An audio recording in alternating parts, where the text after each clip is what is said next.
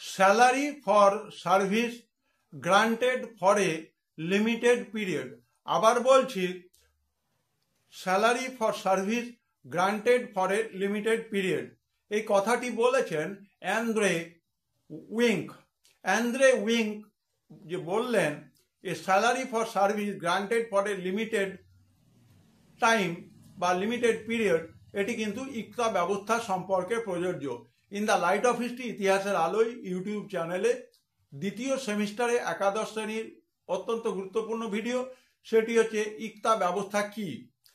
ইকতা ব্যবস্থা অ্যাকচুয়ালি ইরফান হাবিবের মতে ইসলামের বিধান অনুসারে কৃষকের উৎপন্ন ফসলের বাড়তি এক অংশ কর হিসেবে গ্রহণ করা এবং তা প্রাদেশিক মুসলিম শাসকদের মধ্যে বন্টন করা।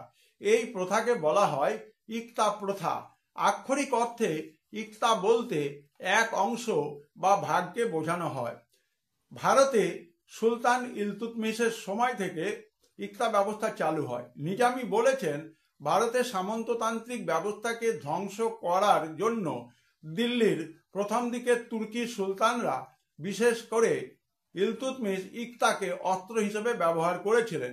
নববিজিত এলাকাগুলো থেকে রাজস্ব সংগ্রহ করা, আইন শৃঙ্খলা রক্ষা করা, দূরবর্তী অঞ্চলগুলোকে কেন্দ্রীয় প্রশাসনের সঙ্গে যুক্ত করে দেওয়া, এই সকল সমস্যার সমাধান হয়েছিল ইকতা ব্যবস্থার মধ্য দিয়ে। এখন হচ্ছে যে খালিসা জমি ছিল সেখানে, এবং সেখানে ছিল ইকতা ব্যবস্থার সঙ্গে যুক্ত ইকতাদার মুক্তি, ওয়ালি, ওয়ালিয়াত এবং বিশেষভাবে মাক্তি ছিল একাধারে রাজস্ব আদায়কারী, সেনাপতি, সেনাবাহিনীর বেতন প্রদানকারী।